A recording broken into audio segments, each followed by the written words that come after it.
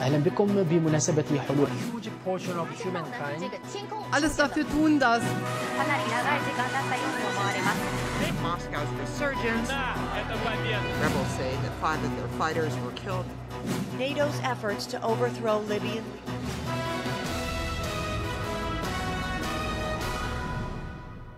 Сайн байцгаана уу, TVS телевизийн дэлхийн мэдээ эхэлж байна.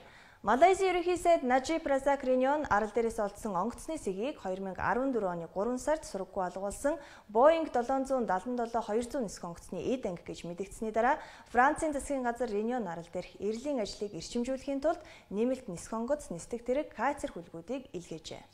Малайзийн сураггүй алга болсон Boeing 777-200 нисэх онгоцны сэгийг ирж хайх ажлыг эрчимжүүлэхийн тулд Франц улс нисэх онгоц болон далайн хөлгүүдийг нэмж гаргахаар болсноо зарласан байна. Францын Батлан хамгаалах яам Тевр яам далайн чанадах газар нутгийн хэргийг хариуцах яамны сайдууд энэ талаар мэдээлсэн байна. Ирэн хайх ажилд оролцох техник хэрэгслүүдийг эдгээр 3 яамны зардлаас гаргах юм байна. Ирлийн ажилд эхлээд нисдэг тэрэг дараа нь далайн хөлөг онгоцнууд эцэст нь ардлыг самнах нэгж ирлийн багууд оролцоно гэж Батлан хамгаалахын хэвлэлийн төлөөлөгч нь мэдээлсэн байна.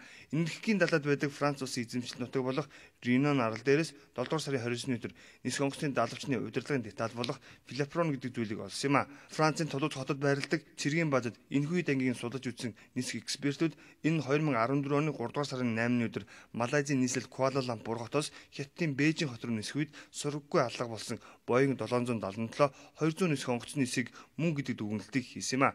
Одоогоор Rinion арал дээрээс нисэх онгоцны цонх зэрэг эд ангиуд нь олдож эхэлсэн маань эдгээрийг бүгдийг нь Франц улс руу шинжилгээнд явуулдаг юм байна.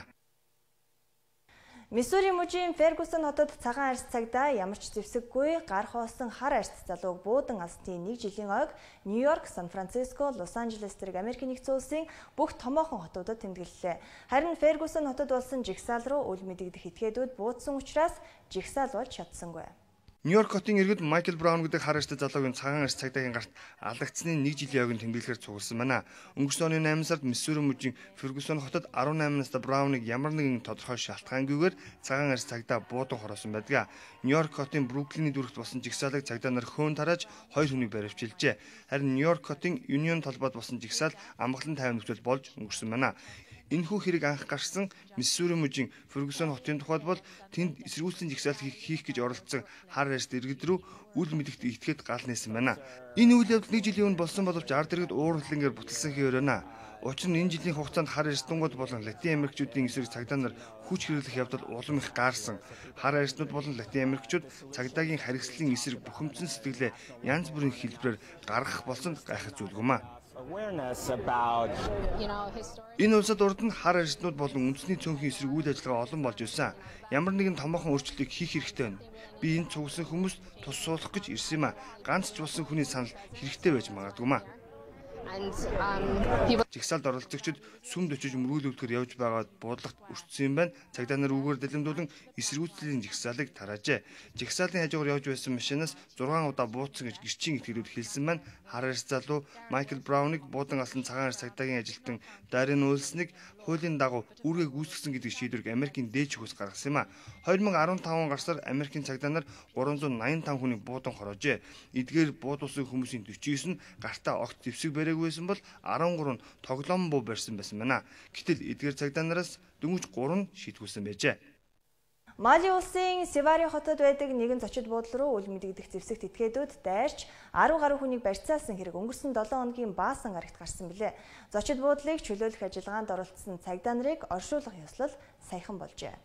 Өнгөрсөн 7 хоногийн Баасан гарагт үл мэдэгдэх зэвсэгт этгээдүүд Мали улсын Савари хотод байдаг Библос хэмээх зочид буудлын руу дарж тэнд байсан 10 гаруй хүнийг барьцаалсан юм а. Зочид буудлыг чөлөөлөх цагдаагийн тусгай ажиллагаа 2 хоног үргэлжилсэн.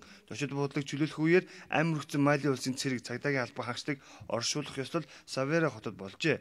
Энэ үеэр зочид буудалд амир хүрсэн хүмүүсийг наривчилсан тоог Мали улсын эрх баригчид гаргасан байна. BBC агентлагийн сэтгүүлчийн мэдээлснээр бол Библос зочид буудалд нийтдээ 13 хүн алагджээ. Алагдсан хүмүүсийн дотор нэгдсэн үндэсний байгууллагын 5 ажилтан, Мали улсын 4 цэрэг, 4 алан хядагч байгаа гинэ. Халдлага үйлдсэн 7 этгээдийг баривчилсан маань нэгдсэн үндэсний байгууллагын амир өгсөн 5 ажилтны 2 нь Украиний иргэд, нэг нь Балбын иргэн, бас нэг нь Өмнөд Африк иргэн байжээ. 5 дахь нь Мали улсын иргэн байсан байна. Нэгдсэн үндэсний байгууллагын суурин төлөөлөгчийн газарт ажилладаг байсан 4 ажилчин зочид буудлыг зэвсэгт этгээдүүд барьцаалах үеэр хувцсны шүүгэн дотор нуугдж ам гарчээ. Тэнд 24 цагийг нуугдаж өнгөрүүлсэн бөгөөд гар утасныхаа тусламжтайгаар гадаад ертөнцтэй холбоо барьж байжээ. Энэ хэргийн хариуцлагыг Мали улсад байдаг алан хэдэгчдийн ямар ч бүлэг өөртөө хүлээгээгүй байна. Савере хотын Библиос зочдод буудалд нэгдсэн үндэсний байгууллагын ажилтнууд буудлах дуртай байсан гинэ. Халдлага болдог өдөр уг зочдод буудалд нэгдсэн үндэсний байгууллагын 9 ажилтан байсан байна. Лалын дайчид Савере хотын ойролцоох цэргийн бааз